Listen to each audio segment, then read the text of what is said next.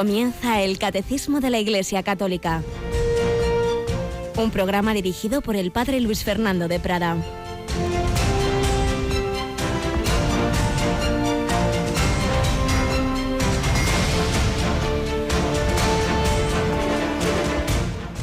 Alabados sean Jesús, María y José. Muy buenos días, queridísimos hermanos, hermanas, amigos, miembros de esta gran familia que a estas horas va hacia el trabajo, hacia el estudio, o estamos en casa, o estamos quizá enfermos, estemos en cualquier situación. Es un día que nos concede Dios nuevos talentos. Cada día es un talento que el Señor nos da para que fructifique. Y ya sabemos que el talento puede ser algo positivo, puede ser la salud, puede ser una cualidad, o algo negativo, digámoslo así. También es talento la falta de salud, también es talento la enfermedad. La cuestión está en cómo empleas ese talento. Si estás ahí renegando, quejándote, u ofreciéndolo al Señor, llevándolo con alegría, procurando no quejarte. Todo es gracia, todo es don, como los dones de gracia tan grandes que recibió el beato padre Bernardo Francisco de Hoyos. Hoy celebramos a este joven jesuita español, muy joven. Era ya sacerdote, pero solo pudo estar unos meses ejerciendo el sacerdocio porque murió con 24 años. Con 24 años, la misma edad con la que moriría 2 siglos después Santa Teresita del Niño Jesús. Cuando uno es fiel a la gracia de Dios, pues puede hacer una carrera de gigante y en 24 años llegar a la santidad. Cuando andamos tonteando, pasan 24, 50, 60 o 80 y estamos ahí en la tibieza, o quiera Dios que no peor. Pues pidamos al Señor espabilarnos, aprovechar el tiempo de gracia que Él nos concede, porque la vida se pasa volando, como se nos ha pasado ya este mes de noviembre. Yolanda Gómez, buenos días. Muy buenos días, padre. Volando y revolando, ¿verdad? Pasa muy rápido. Bueno, y también ha ido volando y va volando el viaje del Papa Francisco en la antigua Birmania, Myanmar, y ya se va, no sé si es mañana o cuándo, al siguiente país, ¿verdad? Pues ya mañana jueves, por la mañana todavía estará en Birmania y ya por la tarde ya se traslada a Bangladesh. Y así la síntesis para nuestros oyentes del viaje.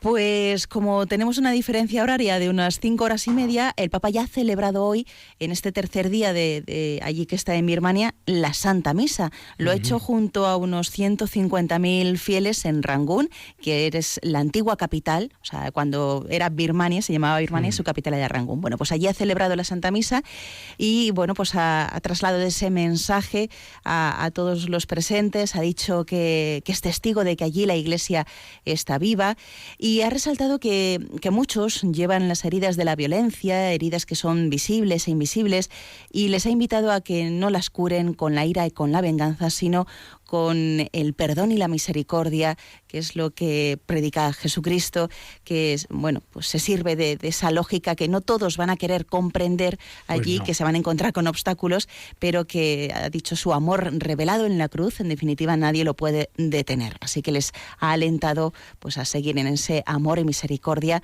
después de esos momentos que están pasando allí en Birmania, de esas guerras, en fin, muchos conflictos.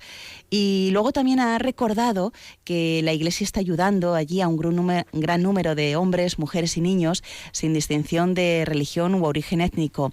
Ha insistido en que muchas comunidades anuncian el Evangelio a otras minorías tribales sin forzar ni coaccionar, sino siempre invitando y acogiendo.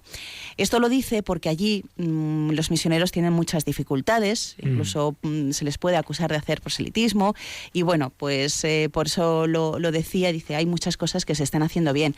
Hay que recordar que en Birmania, que son unos 52 millones de habitantes, pues solo 650.000 son católicos. Bueno, pues a esos católicos también se ha referido para que ellos den su testimonio allí de buen hacer, de ser mensajeros de la verdadera sabiduría, y que sean muy misericordiosos con los necesitados.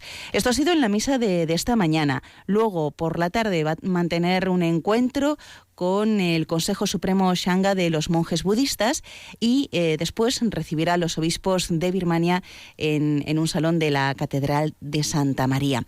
Esto en lo que hoy toca. Ayer, para aquellos oyentes que hoy se levantan y no saben qué ocurrió, bueno, en el segundo día, pues el Papa mantuvo un encuentro interreligioso con representantes católicos, anglicanos, budistas, hinduistas y judíos, y allí les pidió que se construya la paz, que no se dejen igualar por la colonización de las culturas. También tuvo un encuentro con el presidente de Birmania, Tin Kyaw, y con la consejera de Estado y Premio Nobel de la Paz, Aung San Suu Kyi. A ellos les pidió justicia, paz y unidad. Y luego, ante los representantes de las autoridades, de la sociedad civil y del cuerpo diplomático, el Papa les dijo que con su visita lo que quiere es llegar a toda la población de Birmania y ofrecer una palabra de aliento a todos los que están trabajando pues por ese orden social justo y por restaurar la paz. Intenso el viaje del pues Papa, sí, como podemos ver.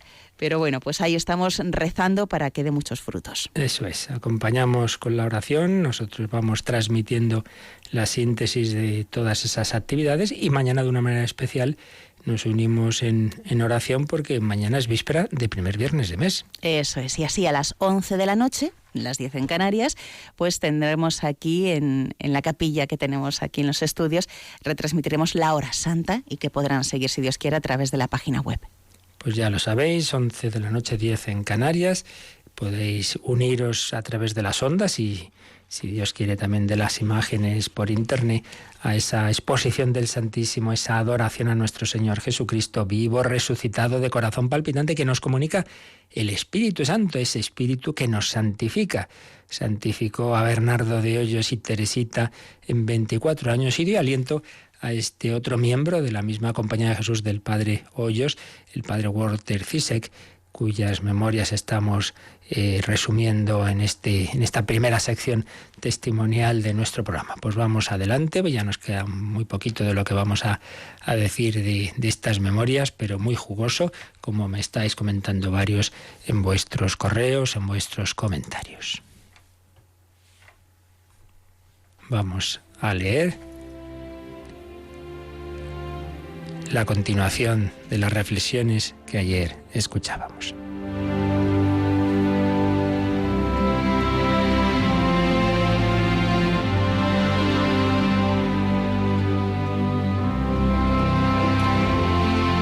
Estábamos explicando algunas de las reflexiones que el padre Walter Ciszek se hacía sobre la fe de esos cristianos que vivían bajo persecución, a veces más dura, a veces menos, a veces sangrienta, a veces de pérdida, de posibilidad de pérdida de trabajo, etcétera, en la Unión Soviética. Se asombraba de la fe sencilla de esos hombres y mujeres que lo vivían con naturalidad, sin grandes disquisiciones teológicas. Quizá, decía el padre Ciszek, algún teólogo sabiondo le parecería que era una fe poco ilustrada, sí, pero era la fe por la que daban la vida. Y sigue pensando y escribiendo el padre Ciszek: el hombre de fe tiene siempre presente a Dios, tanto en su propia vida como en la de los demás. Ese es el fundamento de la auténtica caridad, del gran mandamiento que nos enseña a amar a Dios con todo nuestro corazón y con toda nuestra alma y con toda nuestra mente, y al prójimo, como a nosotros mismos. La fe es el fundamento del amor. Solo desde la fe entendemos la paternidad de Dios y la fraternidad de todos los hombres. Cuando tantas veces hacemos, esto lo añado yo, hacemos esos tipos de planteamientos de una solidaridad que no tiene un fundamento en Dios, pues bueno, algo es algo, pero siempre es algo endeble, porque ¿por qué voy a tener yo que trabajar por este, incluso sufrir por este, incluso arriesgar mi vida por este? ¿Por qué? Si no partimos de esa fe en Dios, Padre de todos, que nos ha hecho hermanos, que me hace verle como hermano. Por eso la caridad cristiana procede de la fe. Sigue diciendo el padre Ciszek: el amor, repite San Juan en más de una ocasión, es lo único que cumple todos los mandamientos y la ley. Pero antes que el amor, apuntalándolo desde dentro, está la fe. Antes de poder amar hemos de tener fe, si no, acabaremos amando mal, amándonos a nosotros mismos más que a Dios, o amando a las criaturas por sí mismas. Eso es lo que significa el pecado. ¿Qué verdad es?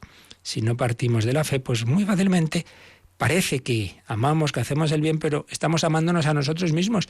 Hay quien hace obras buenas para sentirse bien, porque así su conciencia está más tranquila. Bueno, pues muy bien, pero entonces usted está trabajando por sí mismo, no por los demás.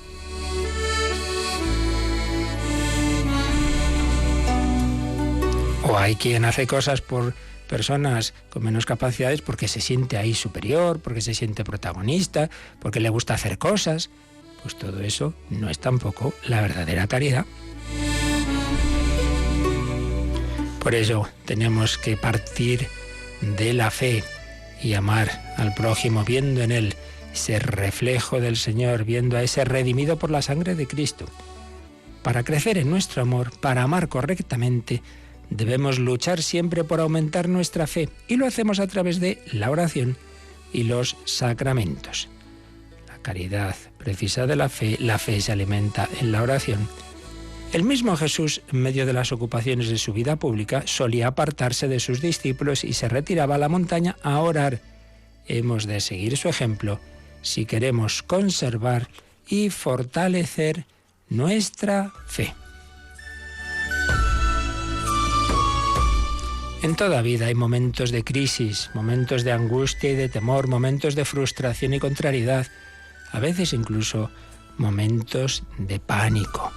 El reino de Cristo, ese reino de justicia y de paz, de amor y de verdad, aún no se ha cumplido en la tierra. Ha comenzado, pero todavía queda mucho por hacer hasta que alcance su plenitud. Nadie puede escapar de las tensiones de este mundo imperfecto. Ni el pecador ni el santo, ni el malvado ni el bueno, ni el débil ni el fuerte, ni el enfermo ni el sano. Solo mediante una fe viva puede el hombre aprender a vivir en paz en medio de las tensiones de este mundo, convencido de poder capear las crisis de la vida con la ayuda de Dios, vengan cuando vengan y sean cuales sean, porque sabe que Dios está con él. ¿Qué verdad es esto? Uno lo ve, pues todos tenemos problemas, momentos mejores, peores, pero las personas arraigadas en una fe viva lo viven con una serenidad, con una paz profunda en medio del sufrimiento, y las que no, pues están como una barquilla a merced de las olas. Solo mediante una fe viva puede el hombre aprender a vivir en paz en medio de las tensiones de este mundo, convencido de poder capear las crisis de la vida con la ayuda de Dios.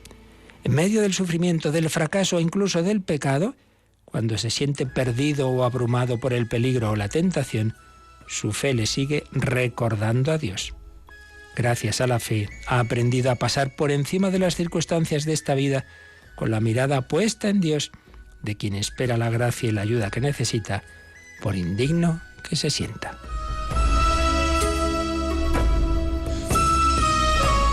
La fe es el punto de apoyo de nuestro equilibrio moral y espiritual.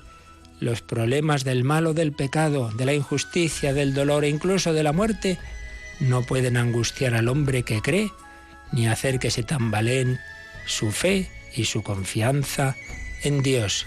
Su impotencia para solucionarlos no será para él motivo de desesperación o abatimiento. En el fondo de su ser existe una confianza inquebrantable en que Dios proveerá a través de los misteriosos caminos de su divina providencia.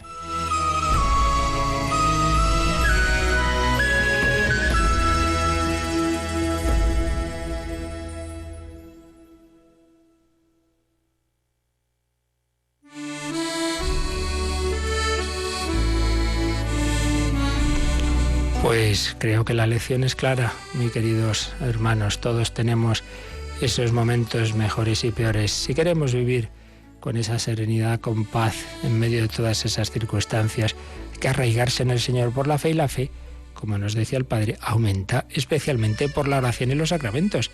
Si tenemos ese rato diario de oración, si recibimos al Señor en la Eucaristía, si nos alimentamos de la palabra de Dios, y todo eso lo vamos llevando a la práctica en el día a día por las obras de caridad, todo es un círculo no vicioso, sino virtuoso.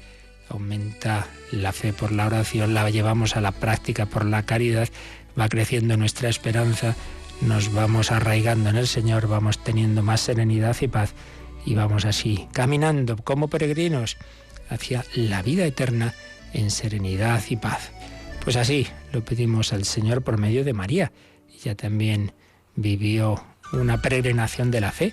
No siempre entendió, no siempre tuvo las cosas claras, pero siempre se fió y siempre dijo: he aquí la esclava del Señor, hágase en mí según tu palabra.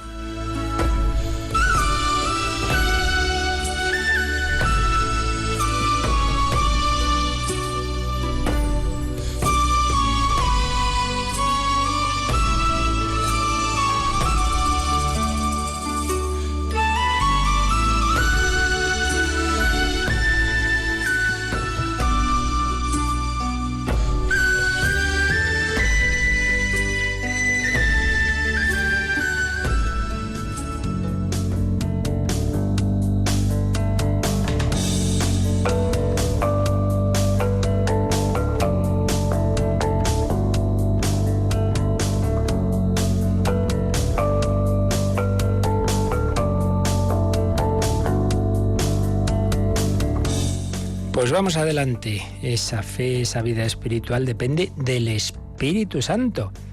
La fe es un don de Dios y el incremento de la fe también lo es. Es el Espíritu Santo el que lleva la vida espiritual. Vida espiritual, es decir, vida en el Espíritu con mayúscula, el Espíritu Santo, el Espíritu de Cristo.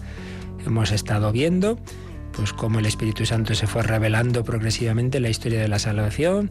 Vimos en el Antiguo Testamento, vimos cuando llega ya la plenitud de los tiempos, el precursor Juan Bautista, María, esposa del Espíritu Santo, concibe por obra del Espíritu Santo a Jesucristo, y vimos ya al propio Jesucristo. Cristo significa ungido en su humanidad por el Espíritu Santo y comunicador del Espíritu Santo. Lo va comunicando en su vida pública, pero sobre todo cuando llega el misterio pascual, es decir, su pasión, muerte y resurrección. La muerte de Jesús en la cruz, la lanzada, el costado abierto, al punto de salió sangre y agua, era un símbolo, esa agua, de esa comunicación que se iba a producir del Espíritu Santo. Y de hecho, 3 días después, Jesús resucitado, domingo por la tarde, domingo de Pascua, sobre sus apóstoles exhala el aliento, recibid el Espíritu Santo, a quienes perdonéis los pecados les quedan perdonados. Pero será 50 días después, en Pentecostés, cuando se realice esa comunicación en plenitud del Espíritu Santo. Y así vamos al siguiente apartado de esta parte del Catecismo sobre el Espíritu Santo, un apartado que se titula El Espíritu y la Iglesia en los últimos tiempos. Hemos visto Antiguo Testamento, Juan Bautista, plenitud de los tiempos con María, el propio Jesucristo, la encarnación, la redención. Bueno, pues ahora ya, una vez que Jesús ha realizado la redención del mundo y está a la derecha del Padre, ahora conduce esa aplicación de la obra redentora a los tiempos de la Iglesia, la conduce a la Iglesia. A través de la Iglesia Jesucristo nos comunica el Espíritu Santo. Y de una manera muy sensible, muy visible, comenzó a hacerlo un día de una fiesta judía que ya existía antes, la fiesta de Pentecostés.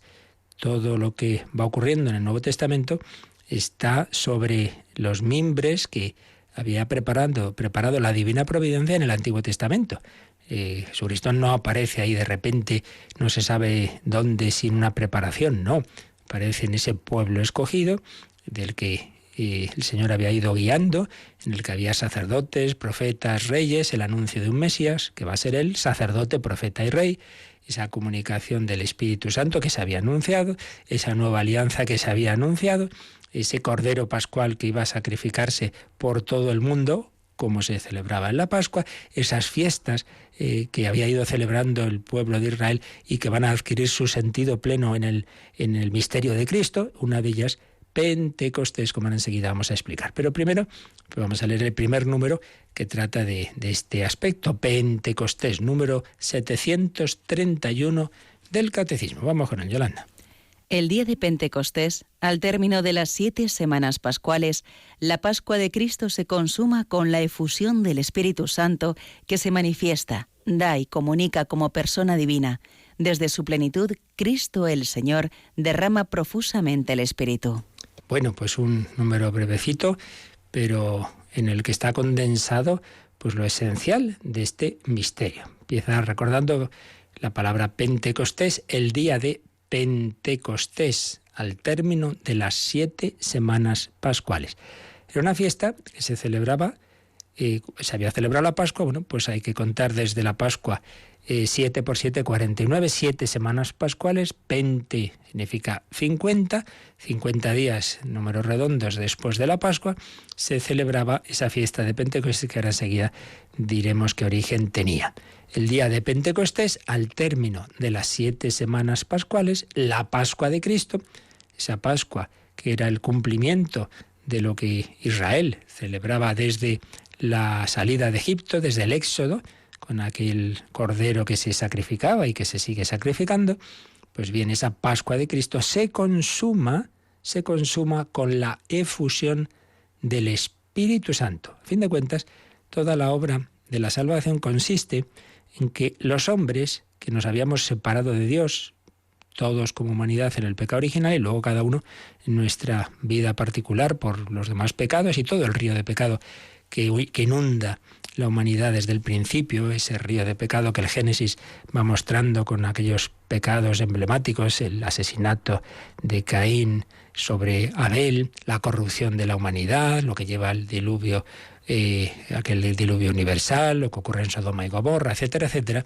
Pues bien, todo ese río de pecado nos ha separado de Dios. ¿En qué consiste la redención? En que nosotros, que ya no podemos volver a unirnos con Dios, sin embargo, Dios nos ofrece la posibilidad de unirnos con Él dándonos su propia vida, su espíritu, el espíritu del Padre y del Hijo, el espíritu en el que se abrazan el Padre y el Hijo, nos invita a entrar en ese abrazo, que es la salvación, vivir en Dios, desde Dios, con la vida divina participada, que llamamos la vida de la gracia.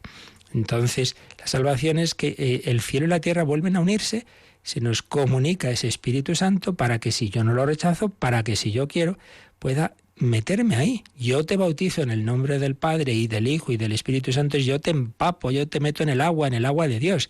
Te dejas lavar de los pecados y te dejas empapar de la vida divina. Pues es eso, en definitiva, la salvación, comunicarse el Espíritu Santo. Por eso en la Pascua de Cristo se consuma con la efusión del Espíritu Santo que se manifiesta, da y comunica como persona divina. Usa aquí el Catecismo 3 verbos, se manifiesta. Hay una manifestación incluso sensible en aquellos símbolos que también habían sido preparados en el Antiguo Testamento, como ya vimos, el fuego, el viento, se manifiesta, se da.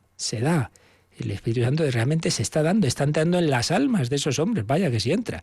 Los que unos días antes estaban ahí temerosos, con miedo, etcétera, salen del cenáculo con el fuego ardiendo, como Fórmulas 1 corriendo a anunciar que Cristo ha resucitado. Se da y se comunica no solo a ellos, sino para que lo comuniquen a los demás. Y todo eso como persona divina. Tienen una relación con Él personal, no simplemente es una fuerza. De hecho, si vamos leyendo lo que alguno llama el Evangelio del Espíritu Santo, es decir, los Hechos de los Apóstoles, San Lucas, que ha escrito el tercer Evangelio, que destaca mucho en ese Evangelio también esa acción del Espíritu Santo, pero sobre todo cuando sigue su segunda parte de su obra, es decir, los Hechos de los Apóstoles, pues ahí el protagonista es el Espíritu Santo. Y podemos leer, el Espíritu Santo les dijo, separadme a Pablo y a Bernabé para esta misión. El Espíritu Santo les inspiró, dice San Pedro en el Concilio de Jerusalén. Hemos decidido el Espíritu Santo y nosotros. Es una persona divina, que se manifiesta, se da y se comunica de una manera especial desde Pentecostés. Bueno, ¿y quién comunica el Espíritu Santo? Jesucristo resucitado. Por eso la última frase de este número 731 es que dice, desde su plenitud, desde el cielo, desde la derecha del Padre, Cristo, el Señor, derrama profusamente el Espíritu. Ya lo había prometido. Cuando vuelva donde el Padre, desde allí os enviaremos el Espíritu Santo. Cita aquí el Catecismo, Hechos 2.36, que es un discurso de San Pedro, cuando dice cómo Jesús ha sido constituido por su resurrección Mesías y Señor, no que no lo fuera antes, sino que ahora se manifiesta de una manera plena y ejerce precisamente ese señorío y ese mesianismo comunicando desde la derecha del Padre, es decir, desde el mismo nivel del Padre. Al mismo nivel de Dios, ahora mismo hay una humanidad, la humanidad de Cristo, porque está unida hipostáticamente a la persona divina. La humanidad, un cuerpo y un alma humanos que fueron creados hace 20 siglos, pertenecen a una persona divina y por lo tanto está en la Trinidad, está al mismo nivel el Padre, el Hijo y el Espíritu Santo, pero el Hijo con ese cuerpo humano, con esa naturaleza humana. Entonces ese hombre, Cristo Jesús, que es hombre y es Dios, nos comunica al Espíritu de Dios, nos comunica el Espíritu Santo. ¿Cómo puedo yo llegar a divinizarme haciendo no sé cuántos ejercicios de concentración y poniéndome debajo de un árbol? Pues mire, más sencillito, invoque usted al Espíritu Santo, y acérquese a Jesucristo y vaya ante el sagrario y reciba el perdón de los pecados y menos esfuerzo humano y más recibir la gracia. Todo es gracia, todo es don. Dejémonos divinizar, dejémonos santificar.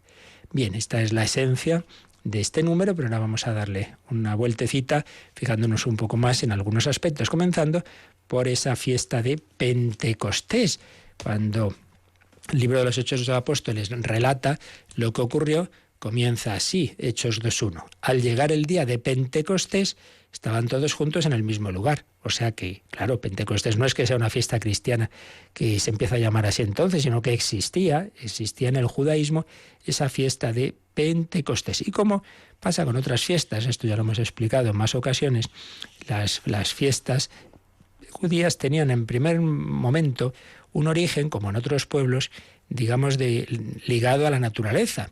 En pueblos muy unidos al cultivo de la tierra o a la ganadería, pues era lo normal que hubiera esas fiestas que tenían que ver con la naturaleza. Entonces, ahí en concreto, si la Pascua era la fiesta de dar gracias a Dios por la primavera en la que de nuevo rebrotaba la vida, en la que volvían a brotar pues, las plantas, los árboles, se ofrecían los primeros corderitos que nacían, era la vida que vence a la muerte, por así decir. Ese es el origen natural de la Pascua.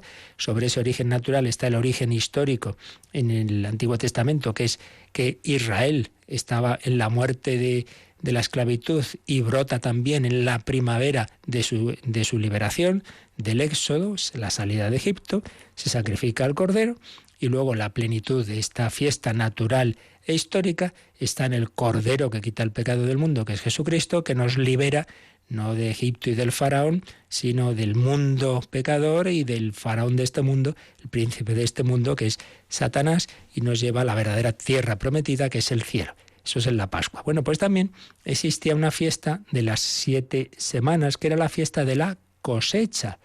Y ya se había ido recogiendo esa cosecha después de la primavera, estamos ya en torno al verano, y se ofrecía a Dios la primicia del trigo.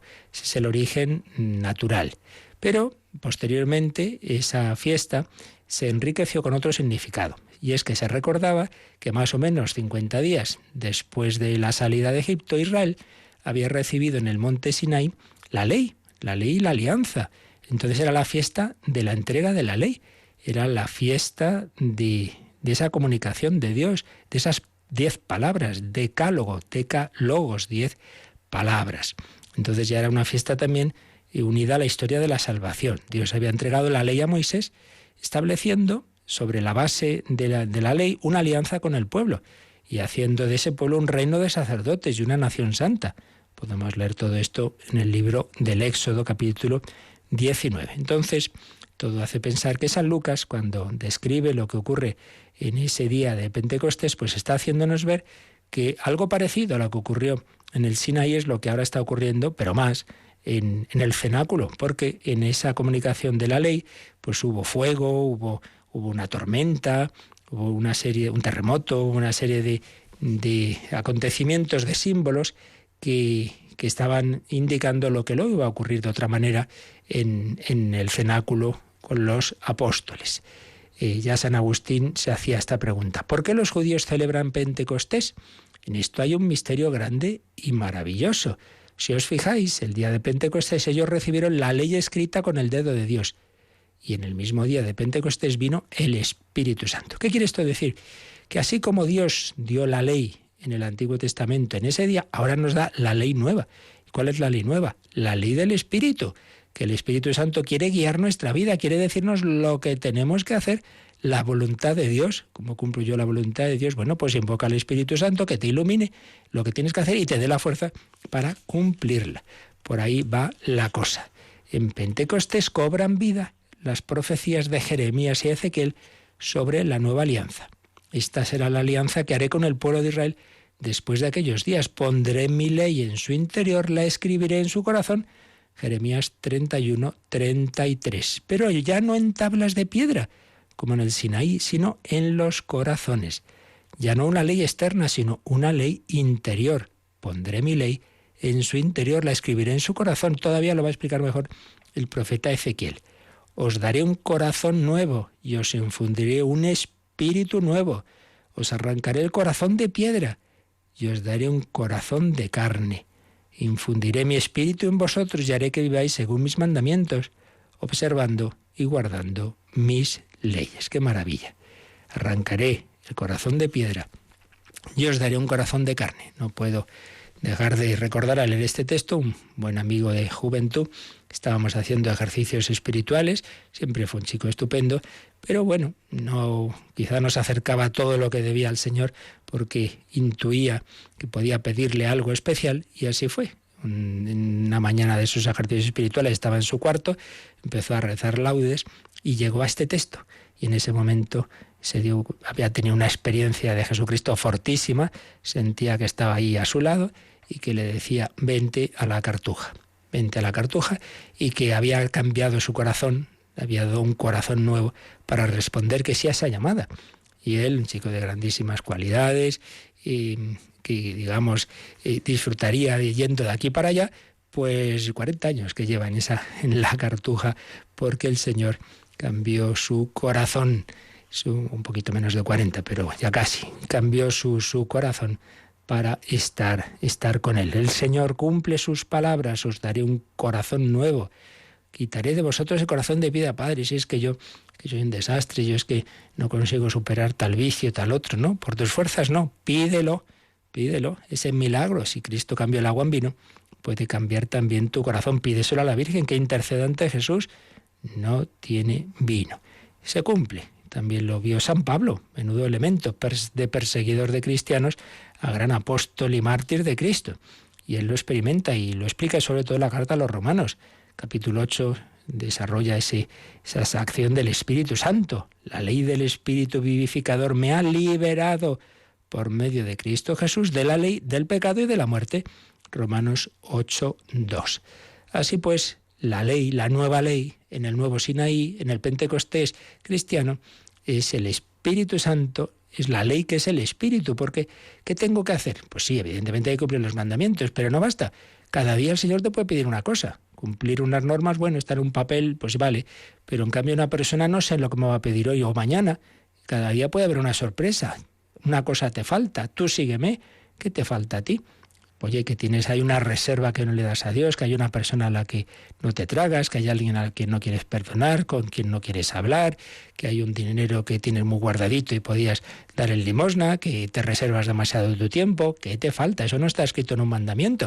Eso hay que pedírselo cada día al Señor. Señor, ¿qué me falta? Una cosa te falta. Vende esto, lo otro, dalo a los pobres, ven y sígueme. Cada día el Señor te llama a algo. Y esa es la ley del Espíritu Santo. No basta, la letra no basta, unos mandamientos no basta lo que está escrito en unas normas, sino que hay una persona viva que te llama a seguirla, Cristo, el Hijo de Dios hecho hombre, y una persona viva, el Espíritu Santo, que te va iluminando y que te va dando la fuerza y que te da un corazón de carne para seguir a Cristo. Pues pedimos que se renueve en nosotros ese Pentecostés cada día, evidentemente. Cada celebración eucarística, cada confesión, son Pentecostés particularizados. Muy particularmente el sacramento de la confirmación es mi Pentecostés particular, pero luego eso sigue en las diversas acciones sacramentales, litúrgicas, en la oración. Pentecostés, ven Espíritu Santo, se lo pedimos al Señor, que entre cada día más en nuestros corazones.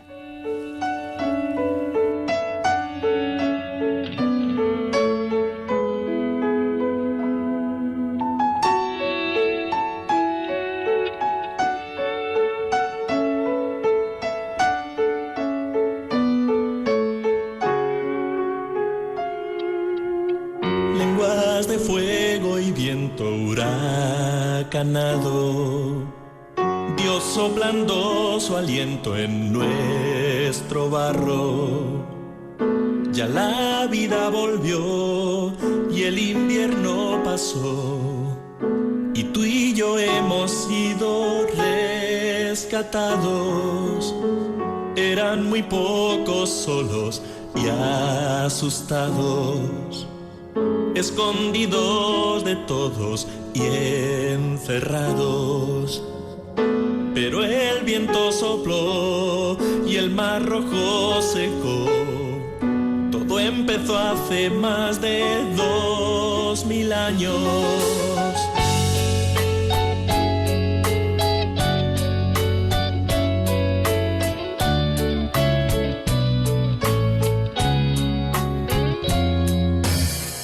Salieron a la calle y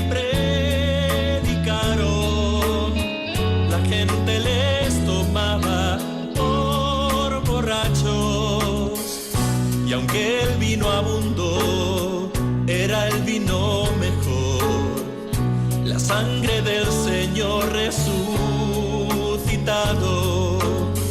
Hablaban en idiomas muy extraños que todos entendían, y el milagro pronto se difundió y el asombro llegó. Todos se preguntaban qué ha pasado. Era Pentecostés, el mundo del revés. Los mudos hablan y andan los lisiados. Los ciegos pueden ver y los pobres comer. Y los cristianos son encarcelados. Hoy vuelve a ser también otro Pentecostés. La iglesia con María está rezando. Donde haya dos o tres, allí es Pentecostés. Donde el fuego de Dios está actuando.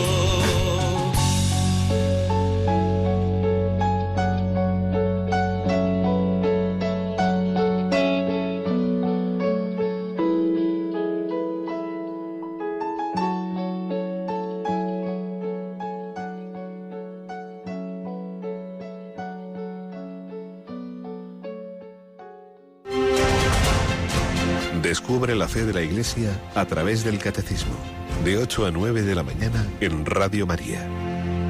Pentecostés. Bueno, pues el Catecismo nos dice que echemos un ojo al número 2623, en el que nos habla de Pentecostés. ¿Cuál es aquí el contexto? Bueno, pues aquí ya estaríamos en la parte cuarta del Catecismo, la que habla de la oración. ¿Tiene que ver la oración con Pentecostés, con el Espíritu Santo? Mucho, claro que sí. Vamos a leer ese número 2623 de la parte cuarta del Catecismo. El día de Pentecostés, el Espíritu de la promesa se derramó sobre los discípulos, reunidos en un mismo lugar, que lo esperaban perseverando en la oración con un mismo espíritu. El Espíritu que enseña a la Iglesia y le recuerda todo lo que Jesús dijo, será también quien la instruya en la vida de oración. Así pues, el Espíritu Santo, por un lado, es el que enseña a la Iglesia a través de su magisterio. La doctrina de la fe se conserva en la Iglesia Católica como Jesús prometió. Tú eres Pedro, sobre esta piedra edificaré mi Iglesia, el poder del abismo no la derrotarán, porque la guía con su Espíritu. Pero también nos guía en este sentido de la oración. ¿Qué hacían los discípulos en el cenáculo? ¿Cómo se prepararon a Pentecostés? Haciendo oración. Es el versículo 14 del capítulo 1 de los Hechos de los Apóstoles. Estaban reunidos en el mismo lugar, perseverando en la oración con un mismo espíritu. Perseverar en la oración. ¿Cómo se hace oración? Pues primero invoca al Espíritu Santo. Como dice San Pablo, que nosotros no sabemos orar como conviene. Una cosa es la oración natural. Uno desde abajo, digamos, mira hacia arriba y pide ayuda a Dios. Está bien, pero la oración cristiana es mucho más. Es oración en el Espíritu. No sabemos orar como conviene, pero el Espíritu Santo nos enseña y nos dice, nos da el Espíritu de Cristo para decir Abba, Padre, Papá, Papaíto, como el propio Jesús. Por eso el Espíritu que enseña a la Iglesia y le recuerda todo lo que Jesús dijo es también quien la instruye en la vida de oración, es quien nos enseña a orar. Por eso invoquemos al Espíritu Santo antes de la oración y en general, antes de cualquier acción mínimamente importante. También, otro número marginal que nos sugiere el Catecismo es el 767, donde habla de esa relación entre la Iglesia y el Espíritu Santo, la Iglesia manifestada por el Espíritu Santo. Si Dios quiere, esto lo explicaremos ya dentro de poco, pero bueno, vamos a leerlo ya como nos sugiere aquí el propio Catecismo. 767. Cuando el Hijo terminó la obra que el Padre le encargó realizar en la tierra, fue enviado el Espíritu Santo el día de Pentecostés para que santificara continuamente a la Iglesia. Es entonces cuando la Iglesia se manifestó públicamente ante la multitud. Se inició la difusión del Evangelio entre los pueblos mediante la predicación. Como ella es convocatoria de salvación para todos los hombres, la Iglesia es, por su misma naturaleza, misionera enviada por Cristo a todas las naciones para hacer de ellas discípulos suyos. Pues un número muy, muy importante, muy bello, cuando el Hijo terminó la obra que el Padre le había encargado realizar en la tierra. Todo está consumado. Padre, a tus manos encomiendo mi espíritu. Él ya había hecho esa obra. Y entonces la obra sigue, porque ya hemos recordado varias veces que el Padre nos ha enviado dos grandes misioneros, al Hijo y al Espíritu Santo. El Hijo, por supuesto, actúa siempre unido al Espíritu Santo, también lo hemos visto, pero se va a manifestar especialmente después de que ya Cristo ha hecho esa parte tremenda de su vida, pasión, muerte y resurrección. Entonces, se ha enviado el Espíritu Santo para que santificara continuamente a la Iglesia. La Iglesia es una santa, católica y apostólica. ¿Por qué es santa? Porque tiene ese Espíritu en ella y a través de ella se comunica y nos santifica y hace santos, y venga que se hace, y millones de santos. De ellos un porcentaje pequeño, canonizado. ¿Y cuántos santos y santas el Señor ha ido haciendo a lo largo de la historia? No nos creamos la visión negra, las leyendas negras de la Iglesia. Claro que en ella hay, como todas partes, pecado, porque todos somos pecadores. Pero si solo nos quedamos con los rasgos negativos y no vemos la mucha santidad que el Señor ha ido generando, pero incomparable, es una cosa impresionante, pues tenemos al final nos hemos creído lo que nos dicen los enemigos de la Iglesia, que siempre van a resaltar lo negativo y a callar lo positivo. Cuántos santos, cuántas obras de amor, de misericordia, de misión, de martirio el Señor ha ido generando, porque el Espíritu Santo santifica continuamente a la Iglesia. Entonces, en Pentecostés la Iglesia se manifestó públicamente ante la multitud.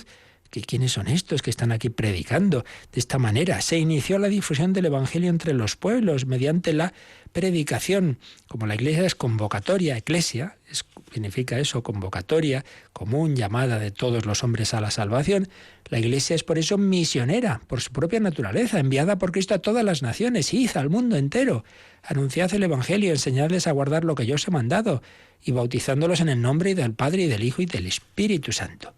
Pentecostés, misión universal de la Iglesia.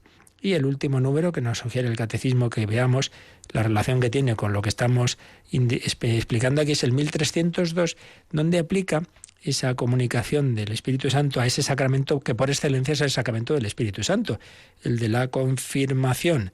Vamos a leer simplemente este número que aquí nos dice el Catecismo. De la celebración se deduce que el efecto del sacramento de la confirmación es la efusión especial del Espíritu Santo, como fue concedida en otro tiempo a los apóstoles el día de Pentecostés.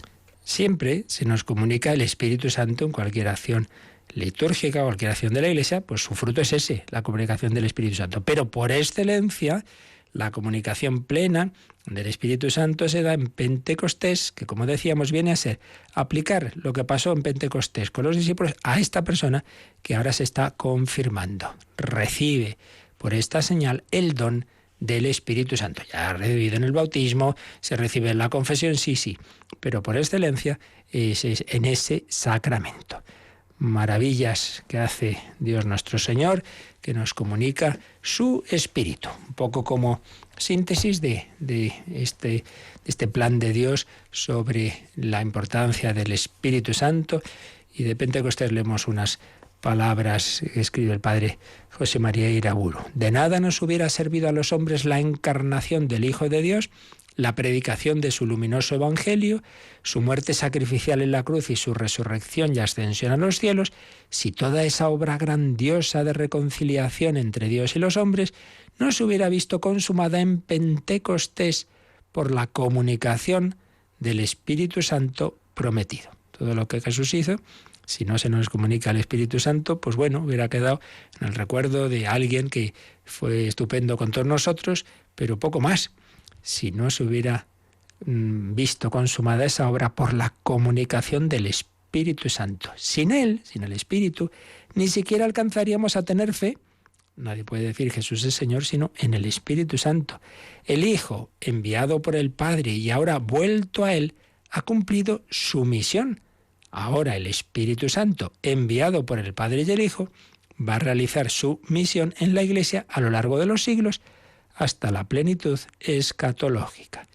El Espíritu Santo viene en Pentecostés, como dice el prefacio de la misa de Pentecostés, para llevar a plenitud el misterio pascual, la obra redentora de Cristo. Nuestro Señor Jesucristo, antes de padecer, ya había anunciado todos estos misterios en la última cena. Y recordaba aquí pues esas citas que ya leímos en días pasados de Jesús en la última cena. Os daré otro abogado que estará con vosotros para siempre, el Espíritu de la verdad, que el mundo no puede recibir, vosotros lo conocéis. El abogado, el Espíritu Santo que el Padre enviará en mi nombre, ese os lo enseñará todo y os traerá a la memoria todo lo que os he dicho. Cuando venga el abogado, el Paráclito, que yo os enviaré de parte del Padre, el Espíritu de verdad, Él dará testimonio de mí. Os conviene que yo me vaya, porque si no me fuere el abogado no vendrá a vosotros, pero si me fuere os lo enviaré. Muchas cosas tengo aún que deciros, pero no podéis comprenderlas ahora. Cuando venga Él, el Espíritu de la verdad, os conducirá hacia la verdad completa. Es imprescindible. No podemos dar un paso en la vida cristiana, en la vida espiritual, sin el Espíritu que genera y hace crecer esa vida espiritual. Ven Espíritu Santo. Esto no es cuestión de puños, no es cuestión de propósitos estupendos que habrá que hacer, pero que de poco o nada sirven sin la gracia del Espíritu. La vida cristiana es una vida conducida por el Espíritu Santo. Y lo primero que hay que hacer es pedirlo, invocarlo, pedir esos dones, pedir esas gracias. Pues así lo hacemos también nosotros, que llueva sobre nosotros. Necesitamos la lluvia terrena, pero necesitamos sobre todo la lluvia celestial. Pues lo pedimos así y también es el momento para quien desee hacer sus preguntas, consultas o aportaciones.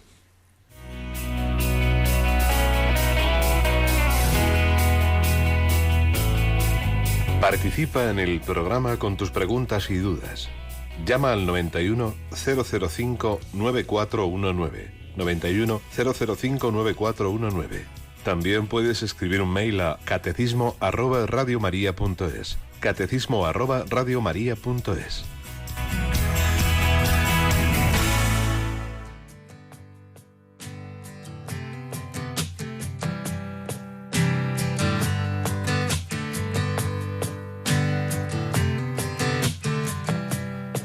Si tú abres los cielos, de seguro caerán lluvias de bendiciones y me mojarás.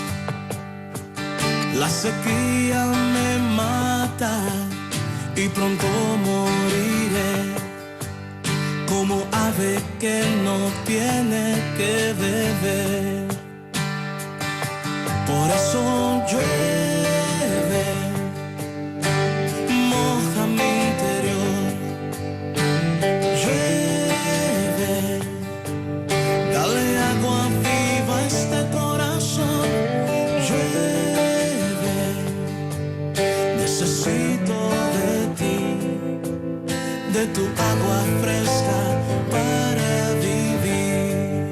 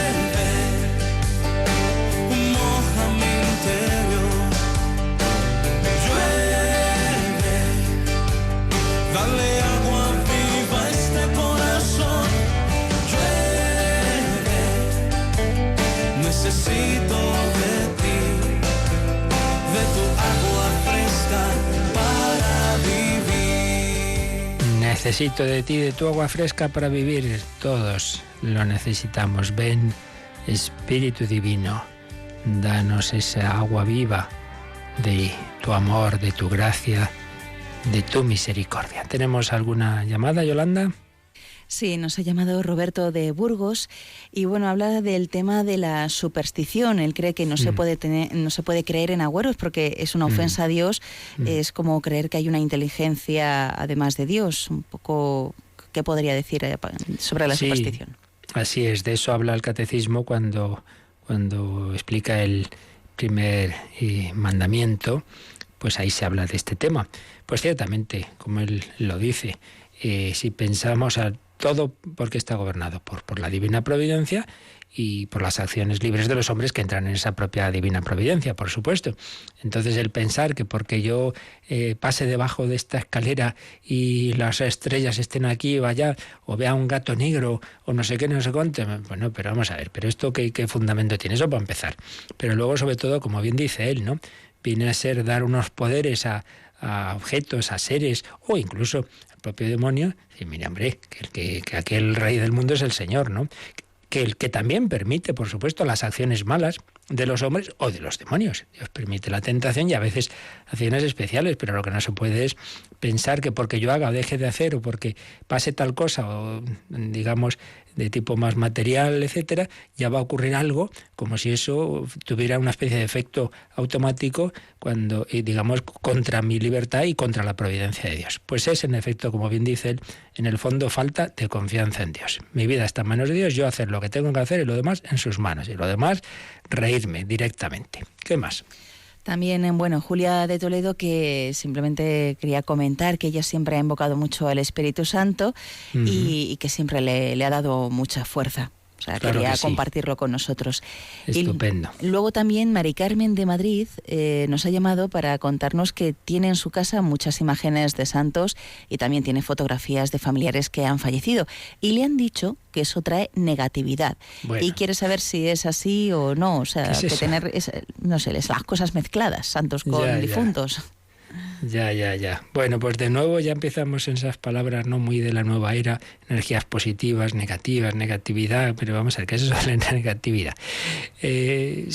Por supuesto, como todo, ¿no? Claro, si las tuviera, yo qué sé, con un sentido, pues como decíamos antes, ¿no? De darles unos determinados poderes, pero entiendo que no, simplemente pues tiene, pues claro, los recuerdos de familiares, pues claro que sí, como se ha hecho toda la vida de Dios, los recuerdos, las fotos, los cuadros del abuelo, del bisabuelo, pues me parece muy bien.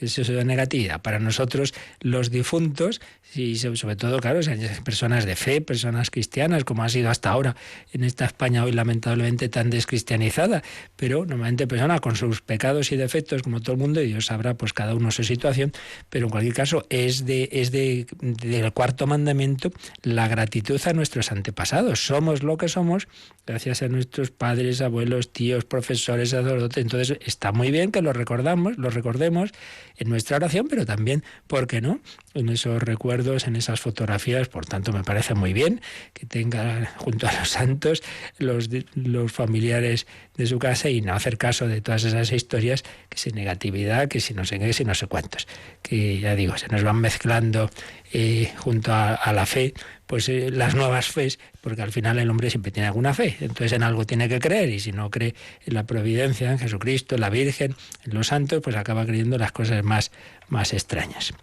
Y no sé si tenemos alguna cosita más del teléfono, no, ¿verdad, Yolanda? En principio no.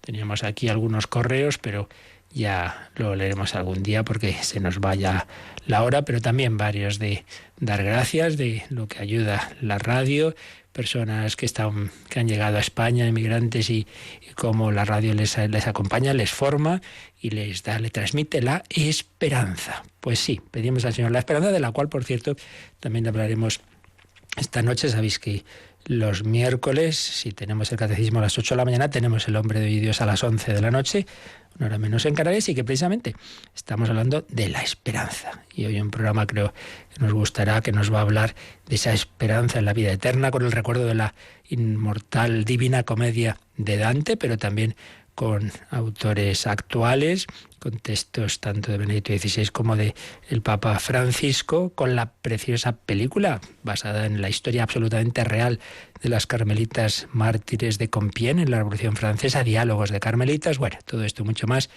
esta noche a las 11, o 10 en Canarias, en El Hombre de Hoy y Dios, la esperanza que va a ser la virtud que especialmente pidamos en el tiempo de Adviento, que está a punto de comenzar, y que mañana por la noche también pediremos a Jesucristo en la hora santa. Pues pedimos al Señor su bendición para vivir bien este día que hoy nos concede. Pedimos también la intercesión del Beato Padre Francisco Bernardo de Hoyos. La bendición de Dios Todopoderoso, Padre, Hijo y Espíritu Santo, descienda sobre vosotros. Alabado sea Jesucristo.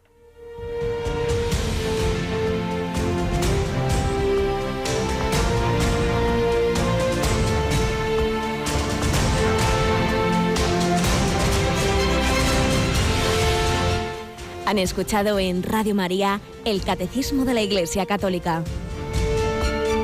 un programa dirigido por el Padre Luis Fernando de Prada.